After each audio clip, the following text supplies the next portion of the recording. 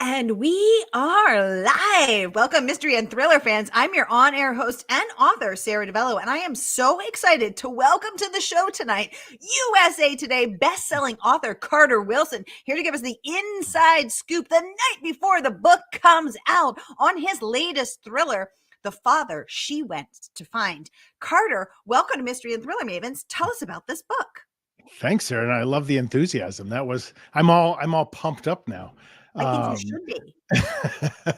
So The Father She Went to Find. So this is my pandemic book, and I think all authors had their pandemic book where maybe things were a little bit different than some of the other things that they write. But I just couldn't get this person out of my head. This woman, Penny Blythe, this 21-year-old, and I knew that she was a savant and that she had become a savant through physical trauma when she was young. And that the more I thought about her, I realized what her quest is to go find the father who abandoned her when she was in a coma after her horrific accident when she was 6. And now that she's 21, she's searching for him. But the thing of it is, she's never been outside of her hometown. She's this very special person. She's got all these abilities, but she's got zero street smarts. So it's really about, can all the smarts in the world help you in the real world? Ooh, well, I cannot wait to get the inside scoop on your pandemic book. This is now going to be called Pandemic Penny, because I want to know. Pandemic Penny. I want to know about the savant syndrome, because before reading your book, I actually knew that about acquired savant syndrome because a friend of mine was in a coma, and she did not have any acquired savant syndrome. But when she came out, she learned that other people in the coma ward had. Like, one guy woke up and could speak fluent Chinese. One guy woke up and could play classical Beethoven, but had never taken a piano lesson in his life. One person woke up and thought that he was Matthew McConaughey, and he was so confused as to why his agent wouldn't call him back. So we have a lot to talk about here. First, I just want to welcome everyone who we are broadcasting live to 8 different destinations across Facebook and YouTube. So, hey, mystery and thriller loving friends, no matter where you're watching from, you're in the right place. This is the right time. It is Mystery Monday, because Mondays can be murder. We're going to make it a little less painful and get your week off to a killer start. So if you've been here before, you know the drill. Thanks for all the hearts and love on Facebook. I love you all too. And if you've been here before, you know how to participate. Get those questions going in the comments. I'm going to get them over to Carter. Ask him about Pandemic Penny. Ask him about savant syndrome. Ask him about his research, his writing practice. We got a lot to talk about. Let's jump right in. Kim joining us from Facebook saying, hello.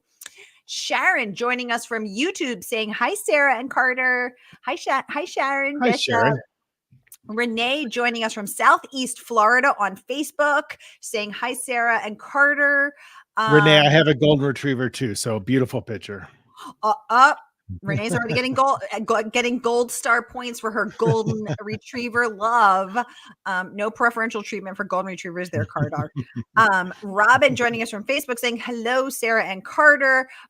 Saying Mondays can be murder. Indeed they can, but we're going to get your week off to your killer start. Renee is loving the comments on her dog and saying, as for the plot of the book, wow. Okay, let's start there. Why did you want to write about Pandemic Penny? Why did you want to write about a savant? How the heck did you hear about acquired savant syndrome? I hadn't. And normally, and I don't outline, so I never know what I'm writing. And most of my books just come as an opening scene. I think of the scene that just pops into my head, and then I try to figure out that scene by writing the rest of the book.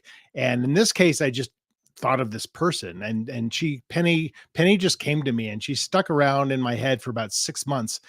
And I was finishing up another book, and I'm like, okay, if she's still there when I'm done with my book, I will write about her and see what her story is. And she was still there. But I knew she was a savant, and I kind of thought that it came through trauma. So I had to look that up. Is that a possibility? And as you know, Sarah, it absolutely is. It's exceptionally rare. And I underscore the point in the book, and keep in mind this takes place in 1987, that she's really one of 75 in the world with acquired savant syndrome. So there's not a ton of research on it, which also gave me a little bit of free reign to decide, okay, what are her abilities? And can they be useful, or are they just interesting? What can you do with this? So it was fun to explore, but I didn't know much going into it, and so it was a journey for me as well, hopefully for the reader. Wow. So, okay, so you didn't sit down to plan to write Pandemic Petty, but you knew she was a savant. How did you know she was a savant? Just because the things she was saying were so brilliant? You know, again, this sounds very precious, and I hate when authors talk like this, but it's true. I just saw her in my head, and I just knew that she was a savant, and I don't know why I thought that. She was just talking to me, and you know, I knew she was very kind of closed off. She hasn't had a lot of social interaction in her life. She's basically been in an institute being studied and schooled, you know, her whole life, and so she exhibits a lot of shyness, and she doesn't have a lot of filter. And the more she was in my head, the more I was fascinated by her. I'm like, I got to figure out what this person's deal is. But you are not a 21-year-old female savant, Carter. So why was this voice in your head? Who knows? I always write from points of view other than my own, almost exclusively.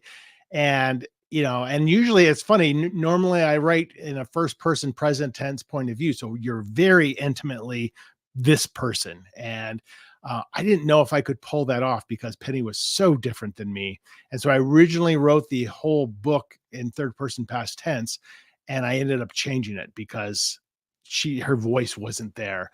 And for any writers out there, that's an exceptionally big task to do. It took about 4 months to make that change, because it's more than just changing the tense of the words. The voice completely changes. So it's like basically starting all over again. Oh my God. Robin saying voices in your head is sometimes a thing. Yeah, but as a So you writer, you can at least blame it on being a writer and not being clinically insane.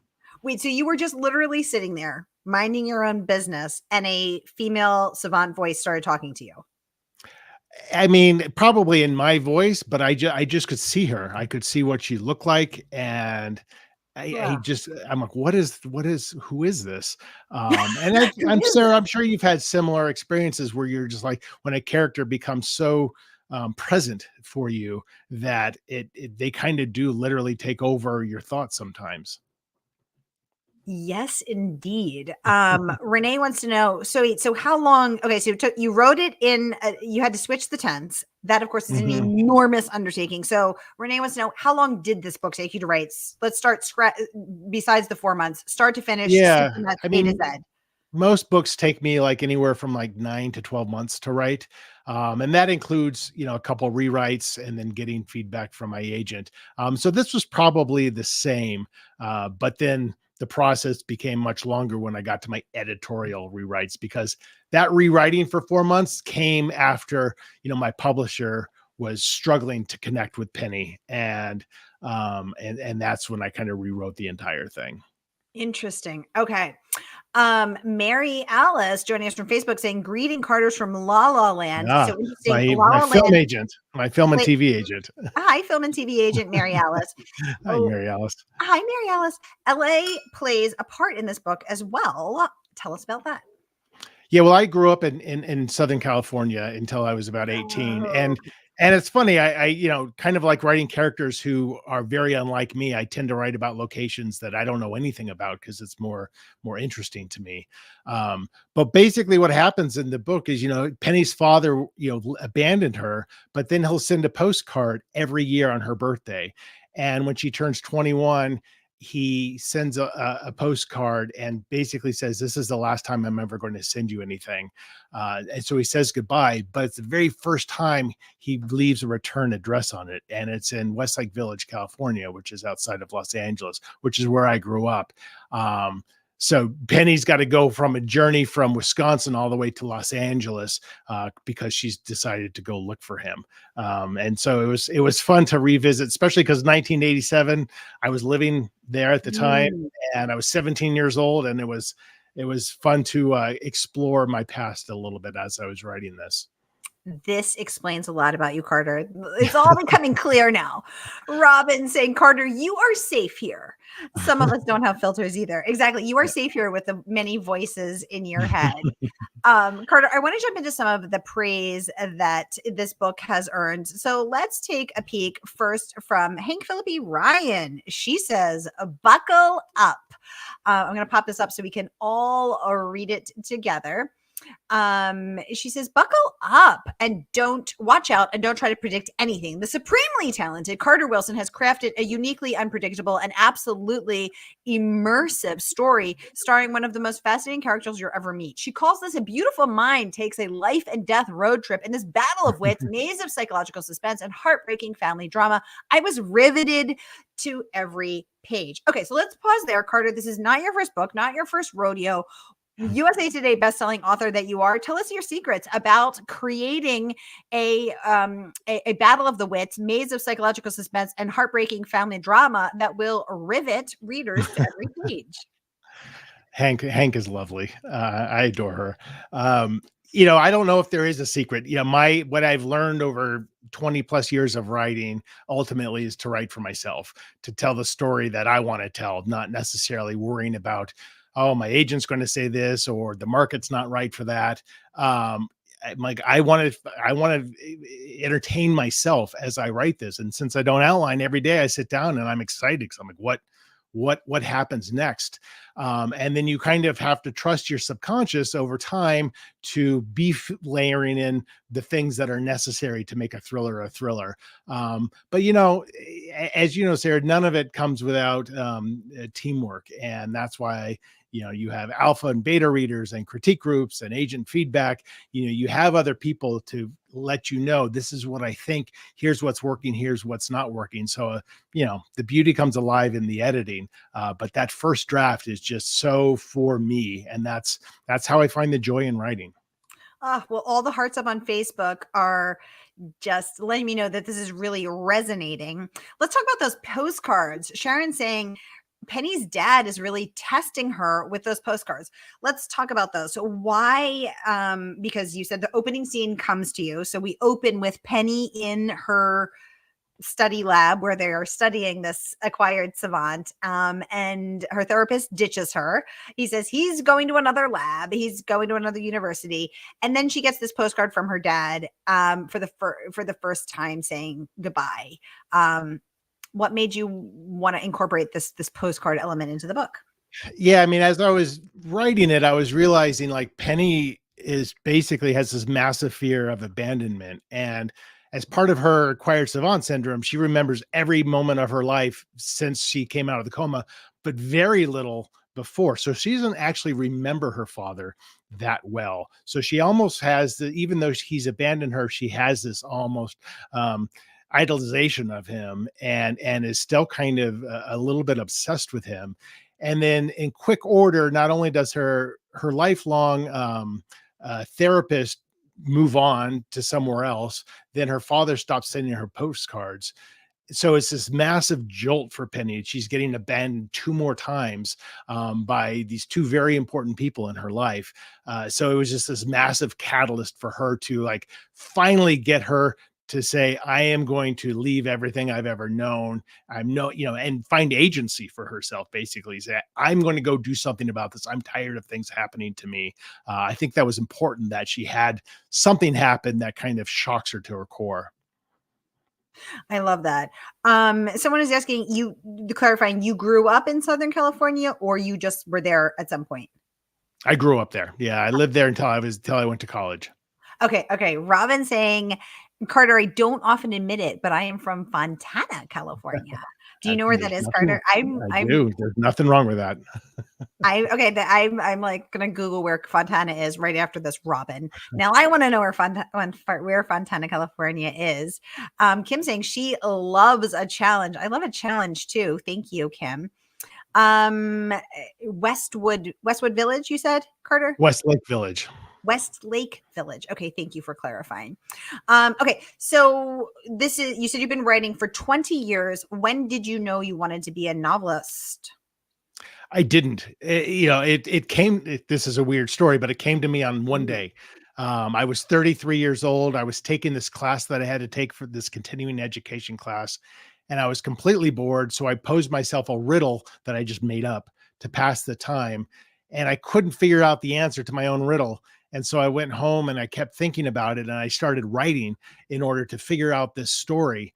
And 3 months later, I had a 400-page manuscript with zero previous background in writing, zero interest in writing. I was a business major. And I stepped back from that experience and just kind of said, what happened? Why did this happen? And I decided I love this. So not knowing anything about the industry, I just dove in to figure out, what do I do with this book? And then I learned you get rejected a lot. And so I just kept writing and writing and writing. And, long story short, my first 3 books never sold, but my next 10 did. And I've been doing it ever since. Interesting. What was the riddle? It was, I don't know why this came to me. It was, if 3 people are murdered at the exact same time, in the exact same manner, in different parts of the world, what's the connection? And so the answer to that riddle became my first book. Again, I got an agent with my first book, but never sold it. What was the answer? It's, it's really long and convoluted, and that's probably why the book never sold. Carter, thank you for sharing your first 3 books were not published and your next 10 were, because I think there's this myth that, you're sitting there, you're just a brilliant writer person, and like an egg hatching, this idea just hatches from pure brilliance, and then you rush to your computer and it just pours out of you with great ease, and then you send it off to the publisher who says, this is brilliant, and 2 weeks later or 3 months later, it's a perfect book with a gorgeous cover. And that ain't true. So tell us about this long, slow slog of 3 rejections and then 10 books published and USA Today bestselling. Yeah, it's all the rejections is a pretty common story. And as you know, writing is a lot of work. And you have to have a passion for it to stick with it. But it's like anything else. Nobody wakes up one day and does brain surgery. they go to medical school. Unless you're a savant, unless you're an acquired savant. Yeah, good point. So I didn't take any classes, but I learned through a lot of failure. And I learned by embracing the rejection and listening to it and hearing why these editors didn't want my books and really taking it as opportunities. So for me, it was just practice. And of course, reading what you like and reading what you write and just really analyzing, well, why does this work and why doesn't this work? But it's like, you cannot, as a writer, you absolutely cannot wait for the muse. If the muse is there, wonderful. But some days it's like data entry, but every day I write because there's no other way to do it. You have to write every single day. Oh, we have a very observant person in the audience who said, and missed a TV and film agent in the audience. Has this novel been optioned for TV and film? I'm going to scroll back. Mary Alice, was it? Should we bring her on? They made to blow up her spot. This one has not yet. No, but we have had some success with some other books. So, and Mary Alice and Anna have been fantastic over the years with me. Robin saying those editors must have seen something worthwhile. Absolutely, Robin. Good point. Renee wants to know when do you prefer to write? Okay, so you said the waiting for the muse is not an option. So where are you doing the data entry / muse work?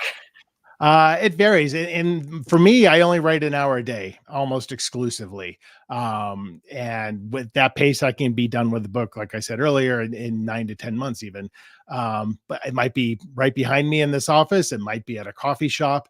But wherever I go, it's headphones on, tune out the world, figure out what happens in that hour, and then I'm done. And then, of course, also, as you know, Sarah, that your work as a writer isn't done when you're done writing. There's so many other things you have to do as a writer in terms of getting the word out there and social media and marketing.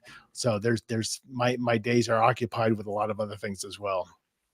Y'all, the book is not even out yet. I want to remind you that Carter Wilson is coming on to give us the exclusive inside sneak peek into This beauty, which drops tomorrow, the father she went to find. He is telling all, singing like a canary, spilling his secrets, spilling his guts. He will tell us anything we want to know, or he will pay An for open it book. later. So let's get those pre-orders going. Here is a link to pre-order from our favorite woman-owned independent bookstore. And I want to point out that Carter is actually published by our other favorite woman-owned independent press, and that is Poison Pen, headed by the incredible, indomitable Barbara Peters. So we are supporting 2 women-owned businesses with every single pre-order. So here is the link to pre-order now from Murder by the Book, a woman-owned independent bookstore, supporting another woman-owned independent bookstore and publisher, that is the Poison Pen Press. So we are. Well, and I will add on to that Poison Pen Press is an imprint of Source Books, which is founded by Dominique Ricca. And who's, I can't say enough good things about her. We're one day out of Women's History Month, but we don't ever stop celebrating and supporting women. So remember, we don't just vote once every 4 years. We vote with every purchase we make. Every time we swipe our credit card, we vote for the books we want to see succeed, the publishers we want to see succeed, the bookstores we want to see succeed, the authors we want to see succeed. So vote, my friends. Here is that pre-order link. Robin saying, don't be shy.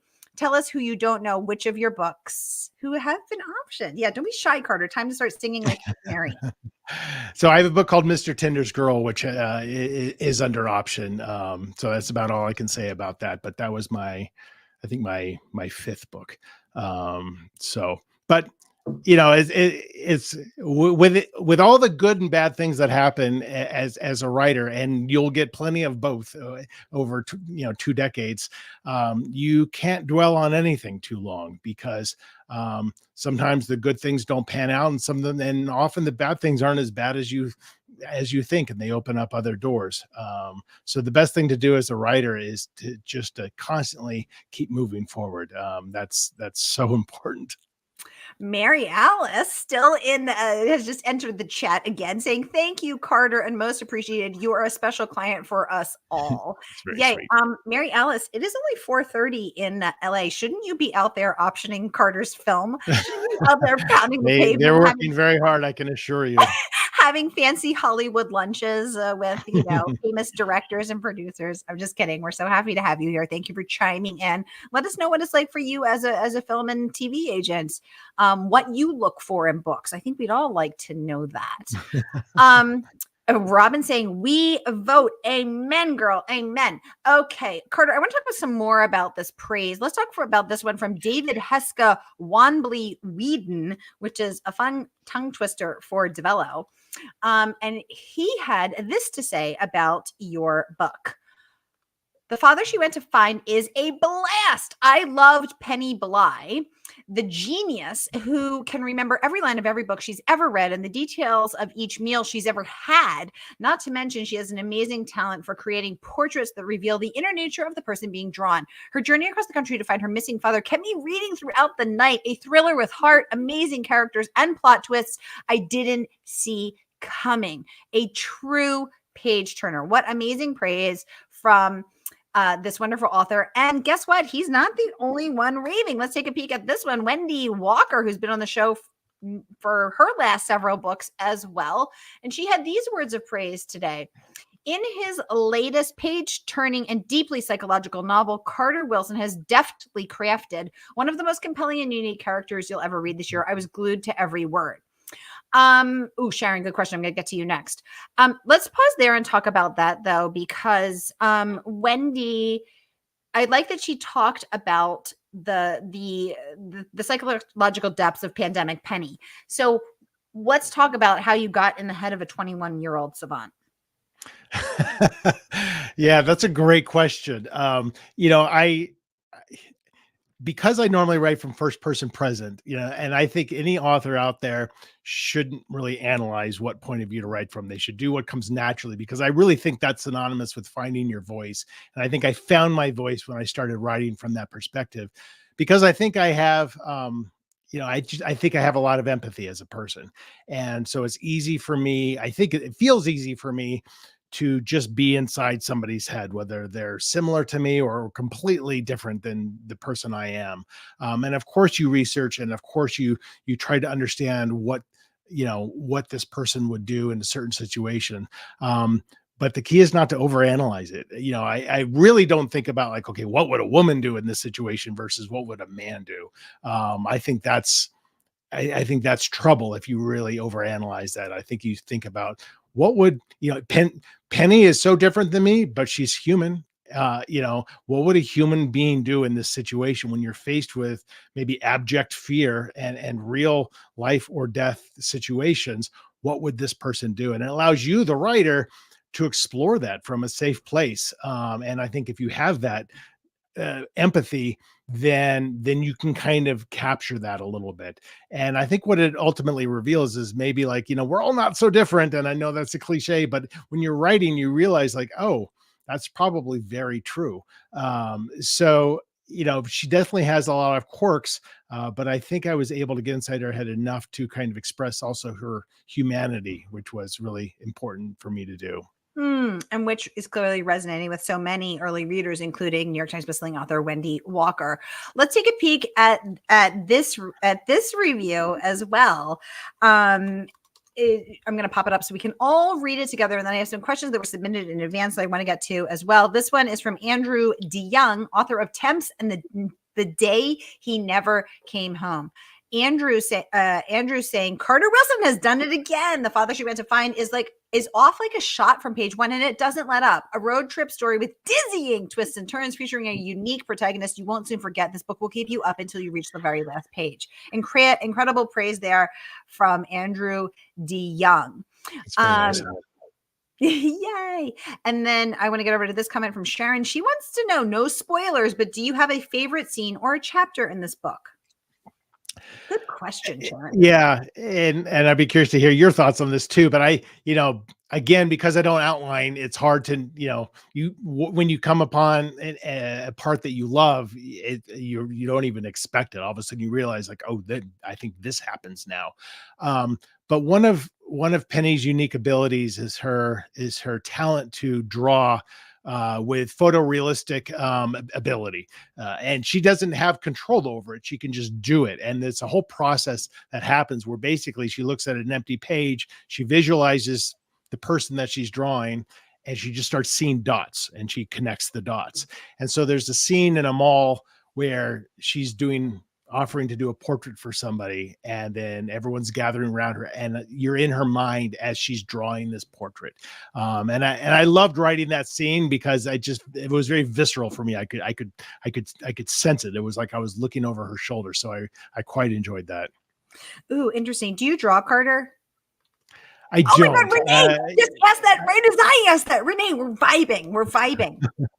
I've always wanted to be able to draw, and I've done some painting. I have done some drawing, but I'm absolutely terrible at it. So, but my daughter's got much more of an ability in it than I do. Oh my God. Well, I want to mention that this book did get a starred review from Kirkus. Congratulations on that. Praising your ability to punch up Penny's anything can happen adventures with a deadpan first person narrative. A starred review is not easy to get from Kirkus.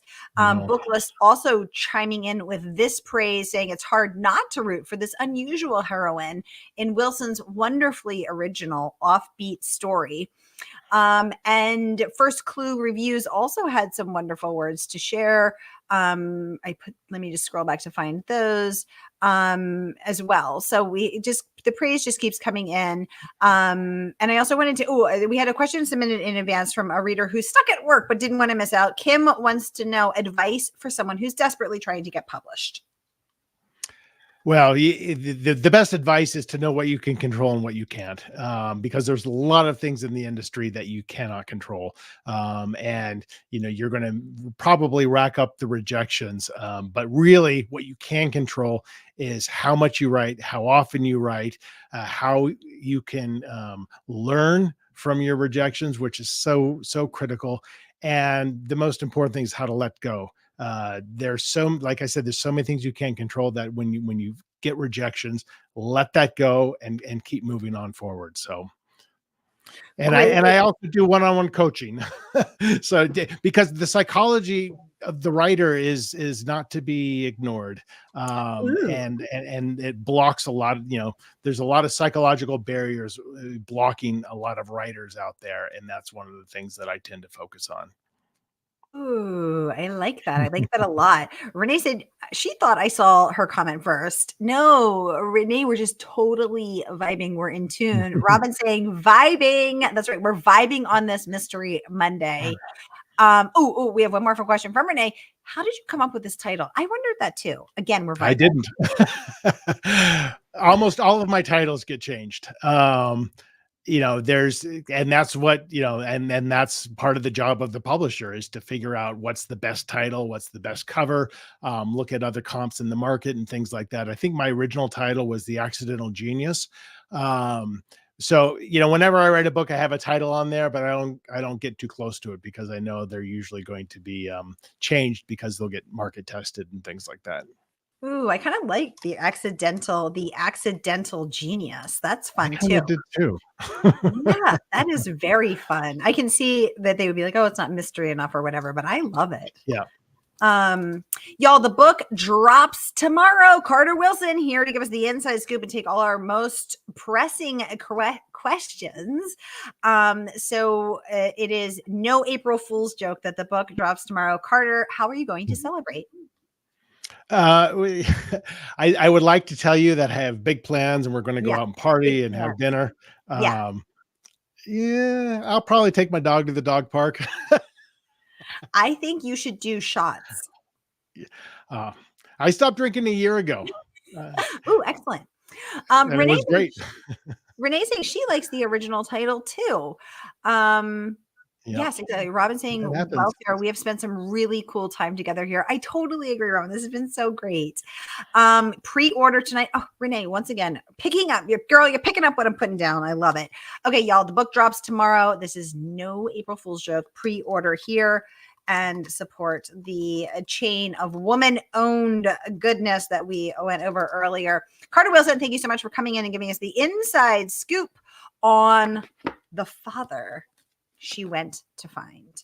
My pleasure. It has been a pleasure to chat with you. Y'all, thank you for chatting, for being with us as we chat here on this Mystery Monday. I'll be back at the top of the hour with the New York Times bestselling author Christopher Wright. Go get a snack, go get a drink. I'll see you back here then. Carter Wilson, that is a wrap. Happy Pub Day. Thank you so much. Oh, and one more. Thanks, Sarah. Carter saying, Carter, congratulations on 1 year sober. Yay, Carter. What a perfect way to celebrate. Mary Ellis here giving us clapping and celebrating with us all the way from LA. From LA to the East Coast, from the West Coast to the Best Coast, we are celebrating you far and wide, Carter Wilson. All right, y'all, that is a wrap. We'll see you soon. Thank you.